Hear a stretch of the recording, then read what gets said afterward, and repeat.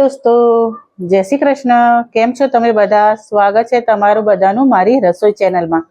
આજે આપણે બનાવીશું સરસ મજાનું પંજાબી ટાઈપ શાક। ઘરમાં કોઈ બી શાક ના હોય તો પણ થઈ શકે।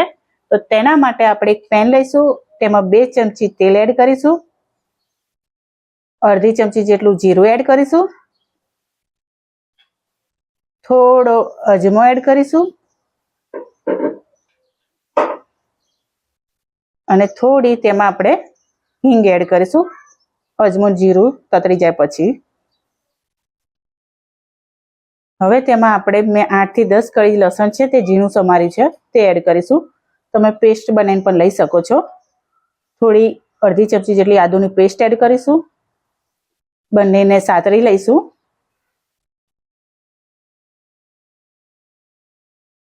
હવે તેમાં આપણે અડધું કેપ્સિકમ ઝીણું સમારેલું છે તે એડ કરીશું અને 2 ડુંગળી ઝીણી સમારી લીધી છે તે એડ કરીશું।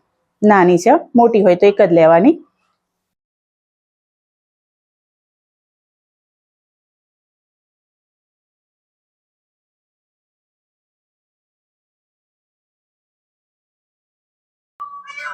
ડુંગળી અને કેપ્સિકમ સતરાઈ જાય પછી 2 ઝીણા ટામેટા સમારેલા છે તે એડ કરીશું અને સ્વાદ મુજબ અંદર મીઠું એડ કરીશું, જેથી જે ટામેટા છે એ આપણા જલ્દી ચડી જાય। તેને હલાવીને મિક્સ કરી લઈશું અને 2 થી 3 મિનિટ થવા દઈશું। તે થઈ જાય એટલે આપણે તેમાં અડધી ચમચી જેટલી હળદર એડ કરીશું, 1 ચમચી જેટલું લાલ મરચું એડ કરીશું, 1 ચમચી જેટલું ધાણા જીરું પાવડર એડ કરીશું અને અડધી ચમચી જેટલો આપણે પાવભાજી મસાલો છે તે એડ કરીશું અને બધી વસ્તુને સારી રીતે હલાવીને થવા દઈશું 2-1 મિનિટ જેવું।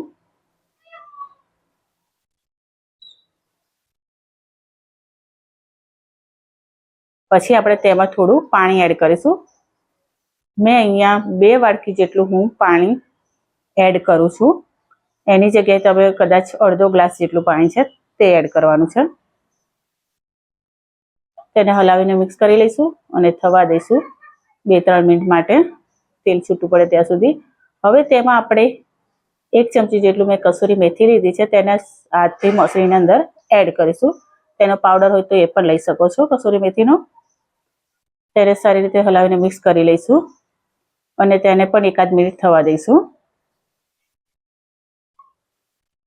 તો તમે જોઈ શકો સરસ મજા થઈ ગયું છે।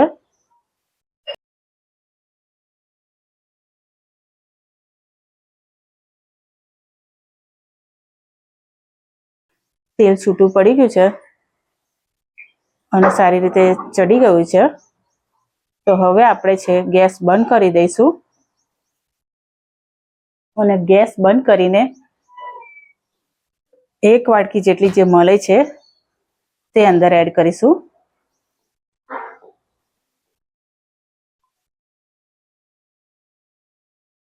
અને અડધી વાટકી જેટલી મેં કોથમીર ઝીણી સમારી લીધી છે તે એડ કરીશું અને તે બધી વસ્તુને આપણે સારી રીતે જે ગ્રેવી બનાવી છે તેમાં મિક્સ કરી લઈશું। જોતા જ તમારા મોઢામાં પાણી આવી ગયું હશે। જો કોઈ બી ઘરમાં શાક ના હોય અને આ શાક બનાવી તમે છોકરાઓને આપશો તો તે આંગળા ચાટતા રહી જશે અને બીજી વાર પણ માંગશે। તો તૈયાર છે સરસ મજાનું મલાઈનું શાક। જો તમારા ઘરમાં મલાઈ હોય તાજી તો આ શાક બનાવીને ખાઈ શકો છો। જો તમને લોકોને મારી આ રેસીપી ગમી હોય તો લાઈક કરજો, શેર કરજો અને સબસ્ક્રાઈબ કરજો।